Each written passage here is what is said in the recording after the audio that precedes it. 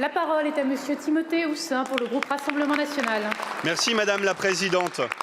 Ma question s'adresse à Monsieur le ministre de l'Économie, des Finances, mais aussi de la souveraineté industrielle et concerne l'avenir des salariés et du site de la verrie Olofane des Andelys, dont la liquidation judiciaire vient d'être actée. J'ai d'abord une pensée pour les 208 salariés de cette verrerie centenaire qui viennent de perdre leur emploi et pour leurs familles.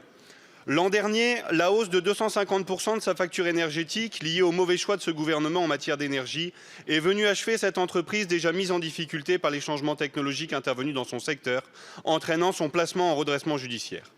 Il y a 6 mois, je vous alertais déjà sur les risques de fermeture et Olivia Grégoire, ministre déléguée au PME, assurait alors que nous dressions un tableau plus noir que la réalité et que le gouvernement accompagnait Olofane en vue d'une reprise viable. Cela n'a pas suffi malgré la mobilisation des entrepreneurs et élus locaux. Cette fermeture est une nouvelle perte de savoir-faire et de compétitivité pour la France alors que le pays a enregistré en 2022 le pire déficit commercial de son histoire. Mais c'est surtout un cataclysme à l'échelle locale. Si Olofane ferme, il n'y a plus de raison de rester aux Andelys. Ce sont les mots d'un salarié dans la presse. Les emplois indirects et les retombées économiques de cette industrie pour les entreprises et commerces du territoire sont indispensables. Tout doit être mis en œuvre pour offrir une nouvelle activité de production aux 40 000 m² du site et au tissu local. En février, Bruno Le Maire déclarait qu'aucun salarié d'Olofane ne serait laissé sans solution d'emploi. Aujourd'hui, quelles mesures concrètes prévoyez-vous pour accompagner le reclassement de ces 208 salariés? Quel projet de réindustrialisation?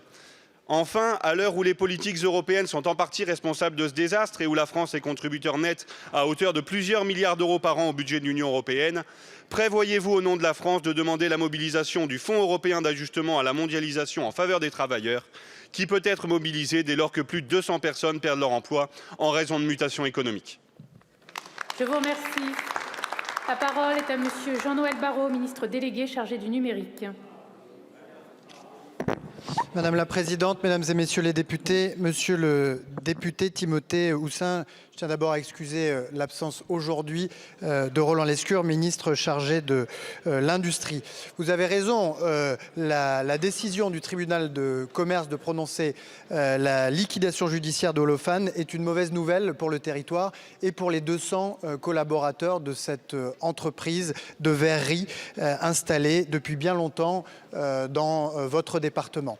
Le ministre de l'Économie et des Finances, Bruno Le Maire, s'est beaucoup mobilisé sur ce sujet. Il a d'ailleurs échangé sur la situation depuis que le tribunal de commerce a rendu sa décision avec Frédéric Duché, le maire des Andelys, et dont il le salue et dont il me charge de saluer auprès de vous l'engagement total sur ce dossier. Le ministère de l'Économie et des Finances s'est engagé depuis le début des difficultés rencontrées par l'entreprise avec un prêt octroyé en 2022 en attendant une éventuelle reprise de l'entreprise qui n'aura pas suffi, tant cette technologie centenaire ne suffit plus tout à fait pour adresser les marchés que traditionnellement cette entreprise avait pris l'habitude de servir. Ceci étant dit, ce qu'Olivia Grégoire avait dit à l'époque est toujours vrai. Le ministère de l'Économie et des Finances, Olivia Grégoire et Bruno Le Maire seront aux côtés de tous les collaborateurs de l'entreprise Olofane ainsi que du territoire pour que le site soit repris et qu'une solution soit trouvée pour chacun. Sur les remarques plus générales que vous avez faites, monsieur le député, je ne peux pas vous laisser dire que la France et le gouvernement ne s'inquiètent pas de l'avenir industriel de notre pays, après tout ce que nous avons fait pour mettre fin à 2 décennies d'hémorragie des usines et de l'emploi industriel dans notre pays. C'est sous ce gouvernement et grâce à l'action de cette majorité présidentielle qu'on réouvre des usines en France et que des emplois industriels se recréent dans un pays qui n'en comptait plus. Et c'est à cette majorité et au président de la République que nous le devons. Je vous remercie, Monsieur le ministre. Monsieur Houssin.